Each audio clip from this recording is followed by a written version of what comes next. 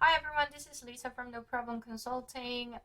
Today's video is a little bit sad because this is going to put a little bit of obstacles for someone who were going to convert their license in Canada. Um, there has been a huge changes in terms of converting Saskatchewan early childhood education license. But it's not just only for the ECE. Saskatchewan provinces is going through dramatic changes over the past couple of months. We feel that we have noticed that systemical changes, logistics. There has been numerous new officers and senior officers that's been working on every single system in Saskatchewan that is mainly for immigration. So for someone who's been looking into applying for Saskatchewan immigration, this might be a little bit challenging for now if you do not have a legit work experience, and hence this new changes been inflicted on the application that has been submitted after mid-February. So without further ado, let's get straight into it and then you will see what I mean. Okay, so in this Saskatchewan license converting pages where you would have public access to, I just need to show you what are the specific new requirements and what has this system affects candidates, or how this will be affecting the applicants implementing these new rules and regulation.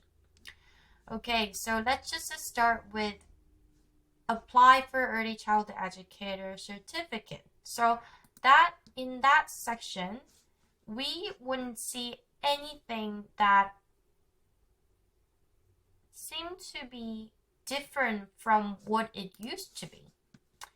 Every application looks about the same. Nothing has been changed. So now you wonder why this has been serious challenges for some people. Okay, so this pre-approval stage has been newly implemented, and when you're looking into pre-approval, that's basically saying that without getting the job offer letter from Saskatchewan Certified Daycare Center, they will not give you early childhood education license anymore. Or you have to show somehow that you're the resident of Canada. That being said, Saskatchewan nominee letter, or you just need to show you actually are currently residing in Canada. And in order for you to do that, you have to have a visa. You have to have valid license. When I say license, it's a government issued ID. That includes driver license, medical license, identification with your pictures on that was issued by Canadian governments. Okay, so that being said, I had a in-depth conversation with assessor, and you would probably laugh, but if you are Canadian and you live outside of Canada, they will not be able to get their license either. So it's very simple. They only wanted to give out this license to someone who are serious about working in Canada, regardless if it's in Saskatchewan or outside of Saskatchewan. Ideally, they would prefer someone who is willing to work in Saskatchewan, but they are still giving this opportunity to someone who can prove of their residency in Canada. When I said in Canada, it doesn't mean that you have to be permanent resident. You could be a temporary resident, but you have to show the proof of your residency. Okay? So now, this is the time when you finally need to figure out how you are going to get a visa here.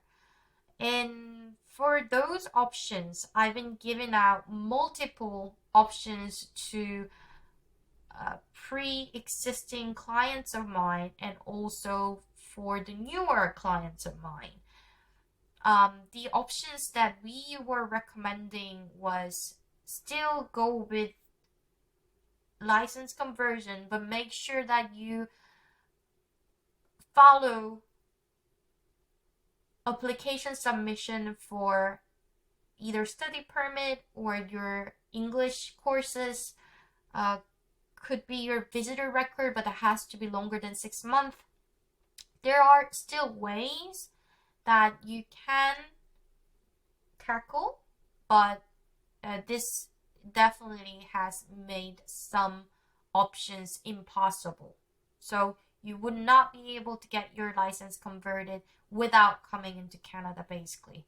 And even when you're coming into Canada, you still need to have a valid visa to get your government issued ID. So basically, you either need to apply for your study permit or visitor record to get your ID and then get your license certified. And then you can start applying for your work opportunity somewhere. So it's a shame, and it wasn't expected in any single parties that they will be implementing this new rule so sudden like this out of nowhere. But it is our job to inform you guys that this system has been renewed and newly changed, and now it is time for me to give you proper advice on how you can go around the system or the rules and regulation. But unfortunately, I don't think there's any shortcut to get around it other than you apply for certain courses and educational program, and that I can certainly help you with. So please visit www.nohproblem.com for further consultants. I am more than happy to help you with your concerns and inquiries. And please subscribe my channel for the next immigration to Canada matters.